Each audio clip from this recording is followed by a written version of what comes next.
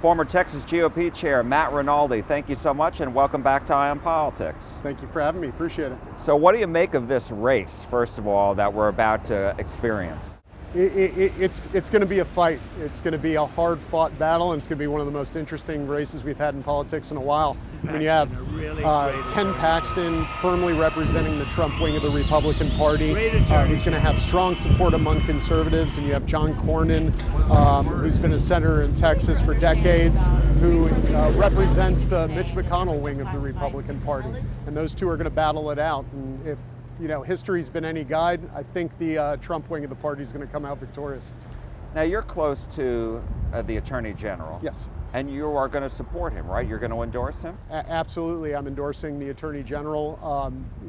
It's a no-brainer for, I think, any conservative in this race. Why?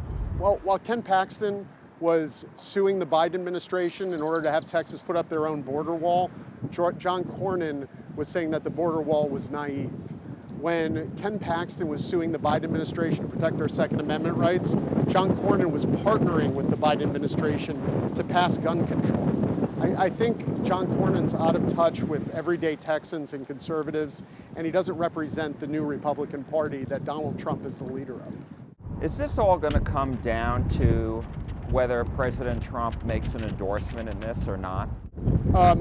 No, I hope he does endorse Ken Paxton. However, I think even if he doesn't make an endorsement, it's clear Ken Paxton is the Trump pick in this race. And John Cornyn's just out of touch with everyday Texans. Listen, I mean, we all saw that famous speech where John Cornyn was booed by the Republican convention of 5,000 to 10,000 people while he was giving his speech because he supported Biden's gun control bill. I was backstage with him that time, right before that speech, and I warned him. I said, Senator, I want to do everything I can to make this more comfortable. Do you want me to say something first? Do you want me to go out there? And he had no idea people were upset that he was joining with Biden to pass gun control legislation. Now, that legislation wasn't, how was that gun control? Because that's not how it was sold at all. Well, you were incentivizing states financially to pass red flag laws. That's certainly gun control legislation. You're financially incentivizing states to pass legislation that makes it easier to confiscate people's guns. I think most Republicans see that as gun control legislation, and I think it's going to reflect in the vote. And you think he needs to answer for that? I absolutely do.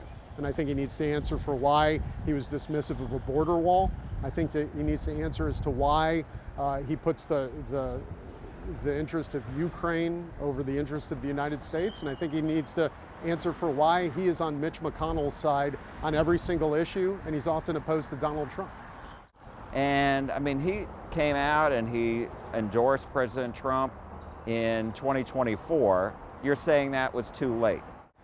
I'm not saying it's too late, I'm saying it's disingenuous. I mean, he had a post on social media where he was reading The Art of the Deal in a picture, just, contemplating. It was like, oh, very interesting reading today. Like, come on. People don't buy it. Past behavior indicates you are no way in favor of Donald Trump's policies. You're doing this because it's a re-election. And as far as, the dynamics of this race, he's coming out and saying he's experienced in Washington as far as being able to pass Trump's agenda for the second term. He says he did so during the first term. He helped pass it, and that he will not allow Chuck Schumer to outsmart the Republicans. What do you say to that and people who say, look, he is someone senior up in Washington and Texas needs that? What I say is that Donald Trump's approval rating is a lot higher than the Senate's approval rating right now.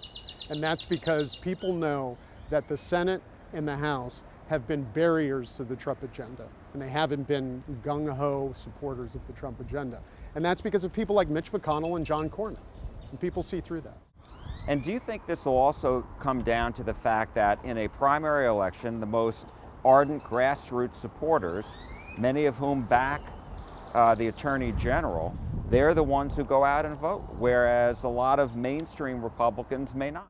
They are. I mean, I served in the House for 4 years, and the primary electorate is the most educated electorate. They knew every issue in every race. They knew every mailer, every advertisement. This is an incredibly intelligent and informed electorate, and I just don't think John Cornyn's money can compete with Ken Paxton and results. And that's the other thing that I keep hearing is that Senator Cornyn can raise a lot of money. He's had a lot of experience, obviously, being in the Senate for 4 terms. And do you think in this particular case that won't match the message, the support that General Paxton has among the grassroots? I don't think it will. I think John Cornyn's only play with that money is to try to bring out as many Democrats as possible to vote in the Republican primary for him, and that's probably what he's going to do. I don't think it's going to work. It didn't work last primary when we turned over more Texas House races than ever before, and I don't think it's going to work this time. Former Texas GOP Chair Matt Rinaldi, thank you so much. We appreciate it. Thank you. Appreciate it.